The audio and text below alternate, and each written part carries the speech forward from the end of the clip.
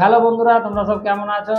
আমরা যারা সোনার কাজ করি তাদের বর্তমান অবস্থা, তাদের পরিস্থিতি, তাদের ভবিষ্যৎ 5 বছর আগে যেটা ছিল সেটাও কি এখনো রয়েছে? চলো শুরু করি। আজকের ভিডিওতে এইসব নিয়ে কিছু কথা বলবো তোমাদের সাথে। আর আমি যেহেতু সোনার কাজ করি তাই সব কিছুটা নিজের সামনে দেখছি, পরিস্থিতিটা বুঝি। আজ থেকে 10 বছর আগে যখন আমি সোনার কাজ নিজে শিখতে এসেছিলাম, তখন আমার থেকে যারা সিনিয়র ছিল তারা তখন বলেছিল যে ভাই কেন এসেছিস সোনার কাজ, কদিন পর সোনার কাজ উঠে যাবে। কিন্তু তখন কথাটার কোনো ভ্যালু ছিল না। কিন্তু এখন আজ 2026-এ এসে মনে হচ্ছে যে না, কথাটা তারা হয়তো ঠিকই বলেছিল। যে এখন পরিস্থিতি যা বোঝা যাচ্ছে, সত্যি সোনার কাজ যেন আস্তে আস্তে উঠে যাবার অবস্থাতেই চলে এসছে।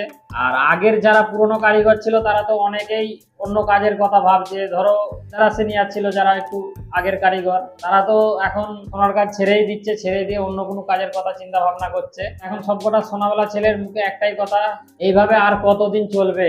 এইভাবে চলতে থাকলে তো আমাদের ভবিষ্যৎ শেষ। তো বন্ধুরা, আমরা যারা সোনার কাজ করি, আমরা যারা সোনার কাজটাকে দিনের পর দিন এইভাবে চালিয়ে নিয়ে যাচ্ছি, যেইভাবে বাঁচিয়ে রেখেছি, কিন্তু আমাদের নিজেদের ভবিষ্যৎ কোথায়? আজকে আমাদের নিজেদের ভবিষ্যৎ রয়েছে এই কাজের উপরেই পুরোটাই নির্ভর।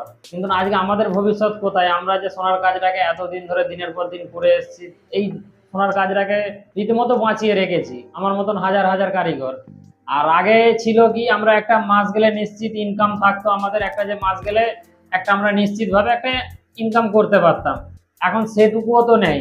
যারা মাইনেই কাজ করে তাদের মালিকেরা বলে দিচ্ছে এখন বাড়ি যাও, যখন কাজ করবে তখন আসবে। আজকে তাদের ভবিষ্যৎ কোথায়? তো এইভাবে আর কতদিন চলবে? কবেই বা কাজ করবে? সেই সব কারিগরের মনের অবস্থাটা একবার বোঝো, যাদিকে মালিকেরা বলছে যারা মাইনেই কাজ করে যে এখন কাজ নেই, যখন কাজ পড়বে আবার তোমাদেরকে ডেকে নেবো। তাদের মনের অবস্থাটা কেমন? যে কবে কাজ পড়বে, কবে আবার মালিক আমাদেরকে ডাকবে, আর কতদিন বা আমরা ঘরে বসে থাকবো? আর যারা সোনার কাজ করে সবার পক্ষে তো সম্ভব নয় সেইভাবে বাড়িতে যে কাজ করা। আবার ধরো অন্য কোনো কাজের সাথে শিখতে হবে তাকে, আবার আবার অন্য কোনো কাজ শিখতে হবে, অন্য কোনো কাজ করতে হবে তাকে। আবার সেই সব কাজের পেছনে, যেসব কাজ শিখবে সেই সব কাজের পেছনে আবার তাকে সময় নষ্ট করতে হবে। সরকারের কাছে আমি একটা কথা বলবো, যে আবার আমাদের এক্সপোর্ট চালু হোক, আবার আমাদের আগের মতন কাজ চালু হোক। তো যেসব সোনাওয়ালা ভাইরা আমার এই ভিডিওটা দেখছো, যদি তোমাদের আমার এই কথাটা ভালো লাগে তো বন্ধুদের সাথে ভিডিওটা শেয়ার করে দিও আর একটা লাইক করে দিও। তো এইভাবে যদি আরো বেশ কিছুদিন কিংবা বছর খানেক চলতে থাকে, সোনার কাজের কারিগররা প্রায় 20% তো কমেই গেছে করোনার পর থাকতে।